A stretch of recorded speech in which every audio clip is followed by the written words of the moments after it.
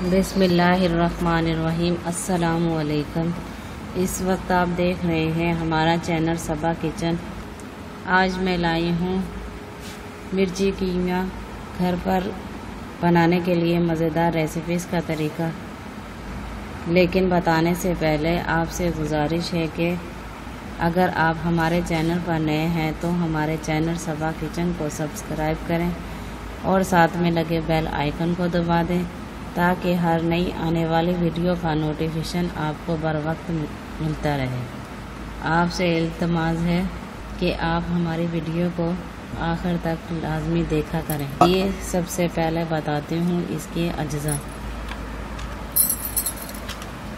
कीमा आधा किलो, शिमला मिर्च 2 अदद, तेल आधा कप, प्याज 2 कप स्लाइस की हुई, अदरक लहसुन का पेस्ट 1 खाने का चम्मच, नमक 1 चाय का चम्मच, लाल मिर्च 1 खाने का चम्मच पिसी हुई, हल्दी 1/4 चाय का चम्मच, धनिया 1 खाने का चम्मच पिसा हुआ, ज़ीरा 1 चाय का चम्मच पिसा हुआ, टमाटर 3 अदद कटे हुए, गरम मसाला 1 चाय का चम्मच पिसा हुआ, हरी मिर्चें 6 अदद, हरा धनिया थोड़ा सा, नींबू का रस 1/4 कप।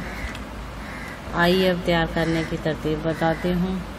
पहले तेल गरम करके इसमें प्याज फ्राई करें यहाँ तक कि वो नरम हो जाए। अब आधी प्याज निकाल कर एक तरफ रख दें। अब बची हुई प्याज को फ्राई करके गोल्डन कर लें। फिर इसमें अदरक लहसुन का पेस्ट, नमक, पिसी लाल मिर्च, हल्दी, पिसा धनिया, पिसा ज़ीरा और कीमा डालकर अच्छी तरह फ्राई कर लें यहाँ तक कि तेल ऊपर आ जाए। अब आधा कीमा निकाल कर एक तरफ रख लें। इसके बाद शिमला मिर्च और टमाटर को एक इंच के टुकड़ों में काट कर एक तरफ रख